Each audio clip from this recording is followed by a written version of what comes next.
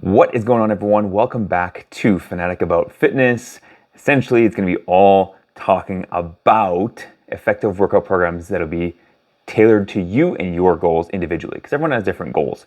And we are on episode 30 out of 100 episodes for a podcast episode every single day for 100 days. Super excited about this one because everyone is asking me about different goals that they have, and we like to tailor it based off of what that individual wants, as opposed to just here's a program, have fun with it. It's a lot of upfront sort of delegation, but in the end, once you have that program running and you're working with it and working through it and seeing results, it pays off in the end, like dividends. So we're going to start off with essentially talking about everything to do with this. When it comes to this, it's all about long-term success. So you want to think about where you're going to be in that 3-month period, in that 6-month period. How are you going to feel? How's things going to taste? When you have a crappy, shitty day, what are you going to do about it? Are you going to, take action on it, figure out what's wrong, or have patience with it? Now, I know sometimes we don't want to have that patience when it comes to fat loss and weight loss. However, it is such a big part of it, because sometimes your body does not listen to things off the hop, and you need to have that streamlined patience for it, because eventually it does work for you. All right, so hopping off from the first part, we're gonna talk about goal setting, okay? The significance of goal setting is just basically defining clear goals for what you want. Is it gonna motivate you? What is the reason behind all of this work? Is it gonna be getting you a better body, more aesthetic body? Is it going to have, smaller love handles so you can fit into those jeans again?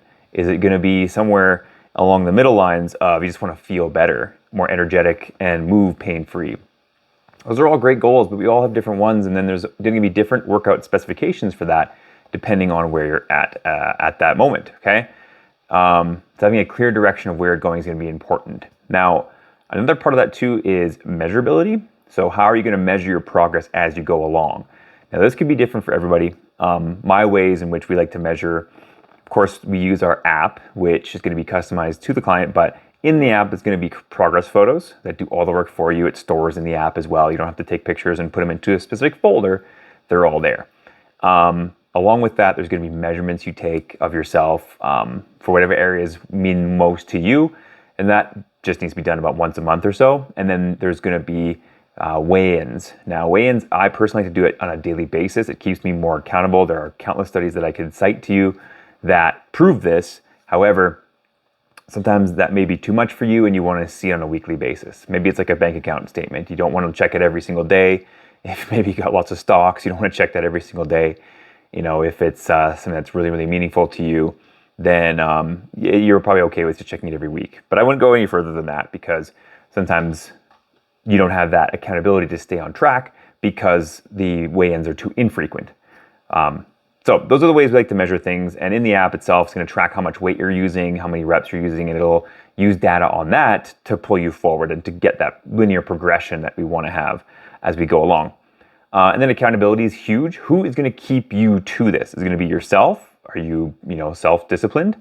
Do you need a coach, said myself, or do you need like a workout partner, or even just your partner at home? Do you need like a vision board? Vision boards I find are really helpful for me if I'm doing self-discipline stuff, because I can see it for myself and I can be like, oh yeah, that was completed that day. So I can give you a little synopsis of what I like to do as far as my vision board goes. It really helps me stay on track and really further myself to those goals. A big line of focus is going to be required for that. And then also, ultimately, it's about getting results, right? And that's what Lean Athlete Blueprint does for all of our clients as well, with a 91.5% success rate in the program itself. We love it. Now, everyone's going to have unique needs as well. Some goals could be weight loss, some could be muscle gain, some can be endurance, improvement, could be overall health and fitness. Again, just feeling better, moving better, eating better, sleeping better, reducing stress. Everyone has their own goals attached to it. And that's the fun part about it, is like, you don't have to have what other people are having. If you want a six-pack, if you want a six-pack, right, you might have to give up a few things. And I'm not talking food, I'm talking social life, I'm talking stress. You do want to still enhance your sleep, which is a nice thing about doing a journey like this. So like I said, everyone has unique needs. If you're aiming to drop 15 pounds, efficiency is going to be key. So what is going to be the most efficient way to drop that weight in that time frame? And this could take like 8 weeks for you to see, a 5-pound difference. But then once you've found it, then it's just time to run with it. Motivation is going to drop off. Just be aware of that. How are you going to light that fire again when that motivation goes? It's going to be a huge, important question for yourself to take. And it's going to be super meaningful once you get that answer. And once you have those days where you really feel like you're in the pits, you have to dig your way out or crawl out, and it's going to take a while. Those days are the ones that count the most, and you can look back and be like, damn, I was proud of myself. I can make it through this. What else can I make it through, right? It's not just about the result altogether. It means a lot to get that. Yes, that's why we started doing this in the first place, but what you become as a part of this is going to be way more impactful for you than anything else as well. Also, take a look at safety first, right? Ignoring your specific injuries, limitations can lead to more setbacks. You want to make sure you eliminate those as much as you possibly can. Last thing you want for yourself. Plateauing, so our bodies adapt. Our bodies are smarter than we think, right? They adapt to what stimulus you give it at a certain point. So generic plan might work off the bat, right? Just like a fad diet or whatever. But sometimes progress can stall.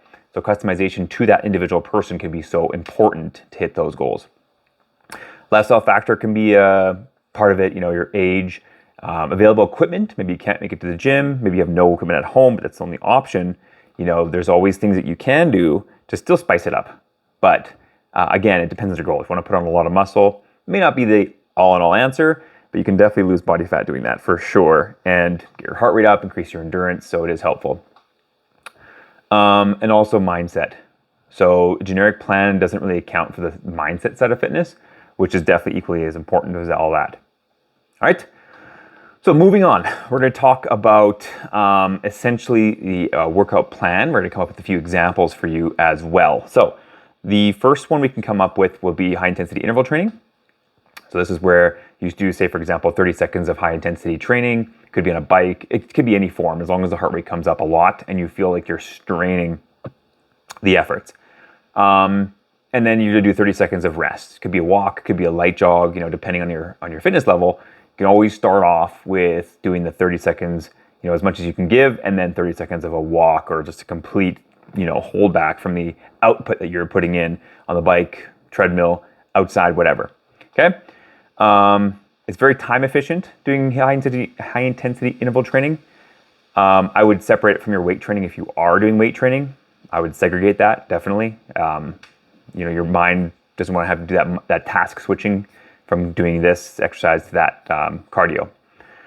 Maybe you want to gain some muscle. So definitely doing progressive overload is going to be a huge help, huge practice for you as well. Muscle targeting, depending how many times you can go per week. So say, for example, you can go 4 times a week. Monday might be legs. You're just solely focusing on legs, and then make that different on Friday, which could be another set of legs. If your goal is to get your shoulders popping, get those biceps going, know what I mean? Then what you want to do is maybe have one leg day and then the rest of the week be more upper body focused to create that extra stimulus and frequency, which can help make it pop more, right? So yeah, you want to sculpt your dream physique depending how many days you want to go. If you want to go 5 days a week, then you can probably do 2 leg days in that area and then have 3 for upper body, right? If you want to build more your lower body, you can do 3 lower body days and then 2 upper body days or something like that. 6-day split. This would be probably push-pull legs, right? Or any order that works best for your schedule. Sometimes for me, legs takes a lot longer.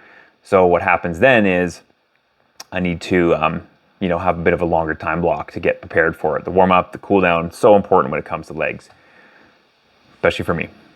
Hypertrophy, so resistance training, when done right, it promotes muscle hypertrophy, which is where the muscle grows. All the fibers get bigger and stronger, usually, but definitely bigger, which is nice. It's nice to have that. Sometimes that's good in the off season for a lot of athletes. It's putting on a lot of muscle in that time frame, especially if it's more of like a physical contact type of sport. And then time efficiency. So you know the drill. Short, focused workouts can do wonders for building muscle while keeping the constraints in check. So you can get away with, doing a 30 to 45 minute one, but it's going to be probably more compound movements, which is more muscles moving at the same time. So you do a shoulder press, you're working not only shoulders, but triceps. You're doing an incline press, you're using the upper chest area, top of the shoulders and triceps to press the weight up. So that's going to be very, very useful if time is an issue, but you still want to get it in. So important to still get it in, no matter the amount of time you spend doing it. Strength is also good too. So you want to think about strength. It's going to be probably a lot more volume, but lower reps when it comes to strength training. And you can actually incorporate both of these. If you want to look lean, you can do that as well. And then resistance training builds a functional muscle power. Progressive overload, constantly challenge it. So this principle keeps muscles guessing and growing. You gradually increase the load or intensity to keep pushing the boundaries. You can increase the sets. You can increase the intensity of the actual weight.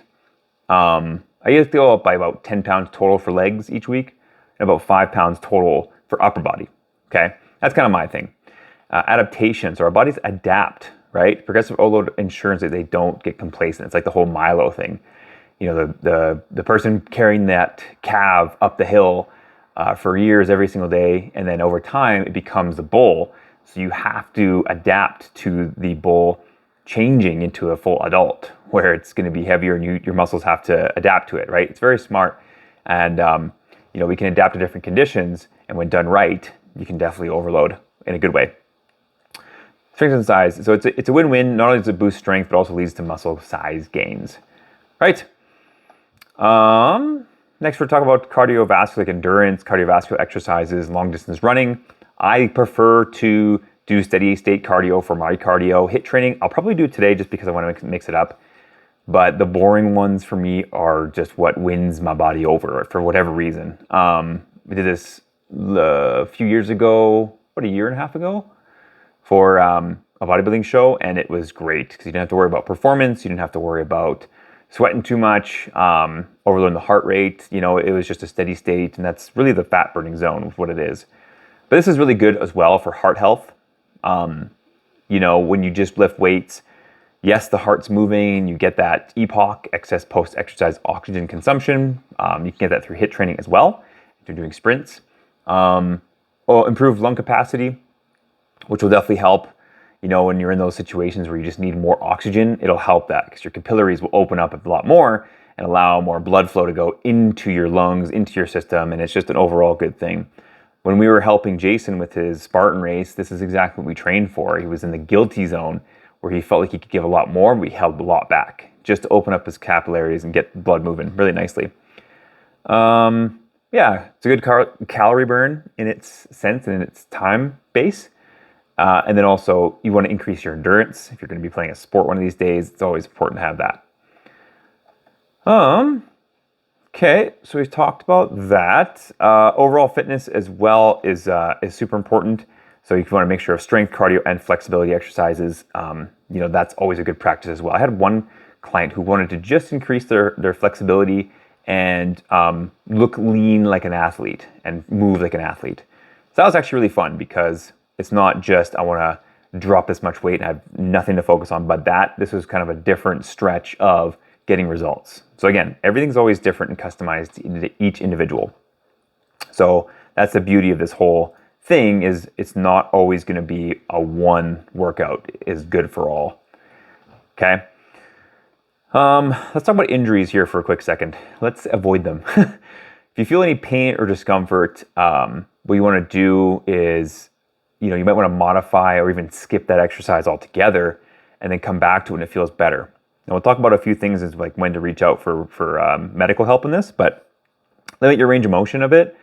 I know we all want to do this full range of motion of some things, but sometimes the joints, it's restricted. And if you pull any further, which is usually what happens with weightlifting, then it could further rip or tear, a tendon or a joint, which you really don't want, right? Risk of further injury. So if you push it or you just don't get enough rest, it can lead to even further injury, sending you back a few months, which again, will really, really deteriorate your goals. Accidents happen. It's just time to flip those goals when they do. Keep that in mind as well. Okay. Reduce your intensity, right, if you need to, which can impact calorie burn and goals if you do get injured. Injuries can take a big mental strain because you were on this path for such a long time, and then all of a sudden you have to do this switch from all this work. You feel like you're going to undo all of it. So just be cautious when it comes to increasing your weight there as well. Again, customization is huge for this. If you do feel like, say, your elbow or your shoulder hurts, we can always make modifications and have some options for you there. Right? So whenever I do feel pain, and if I can manage it, I always want to go and see a professional first and foremost as soon as I can, and then get the ball rolling to help them out. Patience and mindset. So unfortunately, the body doesn't work like a quick fix. Like, say you on a computer and your CPU is damaged or something like that. You can probably just go out and replace just the CPU if that's the issue. With your body, it's a little bit different. You have to wait sometimes weeks, sometimes months, sometimes a year or more to get a full recovery and where it is. So to prevent that would be probably the first and foremost thing that you want to focus on. Alternative workouts as well, something more low impact. If there is jumping attached to the workout, maybe you want to do something that's more softer on the joints, and that is all good, right? You don't have to be all aggressive and crazy with your workouts. So keep that in mind. Consult with a professional. I would say if you do feel any kind of pain, identify the injury. Understand the nature and location of the injury. If is it a joint issue, muscle strain, or something else. Sometimes the pain can be at the site that's not the issue. So that's why consulting with a professional is always a good route to take. And they'll be able to assess all that stuff as well. We're going to skip through that for now. I think that's good. So other tips to increasing your fat loss results in your workout plan is increasing your resting metabolic rate. So lifting weights can do this, right? By increasing the amount of muscle mass you have on you, you increase the amount of calories you burn per hour. Super great, just for free almost. You just got to stay alive is the main thing there. And of course, lift the weights. Then there's also excess post-exercise oxygen consumption. Amazing. It's basically, the afterburn effect of the workout.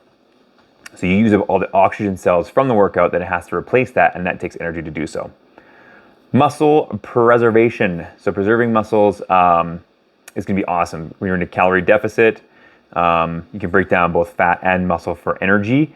Not all the time. I mean, it's pretty hard to break down muscle, to be honest. But weightlifting helps preserve that if you are lifting and having enough ample protein. Improves your insulin sensitivity, fat oxidation, so using that more as a fuel source, your fatty deposits. Hormonal benefits, so releases like testosterone, supports fat loss and muscle growth, and body composition changes, appetite regulation, and long-term sustainability. That's from lifting weights, okay?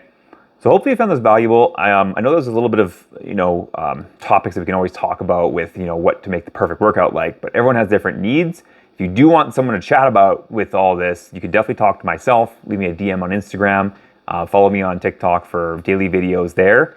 And if you have any questions or if you want to jump on the Lean Athlete Blueprint program, now is the best time to do so because we are opening up the doors for new clients starting October 1st. So if you're interested in dropping 15 pounds in 90 days like clockwork without giving up any of the foods that you're enjoying right now, then definitely reach out to me and we'll get things started from there and see if it's a good fit for you. You can also join our Fit After 30 Facebook group. That is going to be in, obviously, Facebook. We're doing a live tomorrow and it's going to talk about your hormones and its effects on weight loss. So you don't want to miss that. We'll answer any questions that you have on that as well. So please reach out there. You can subscribe to the channel here, leave a review on how you like the episode, and any topics you want, leave a comment, and how you found the video helpful would be great too. But enjoy your night, and we'll see you again tomorrow.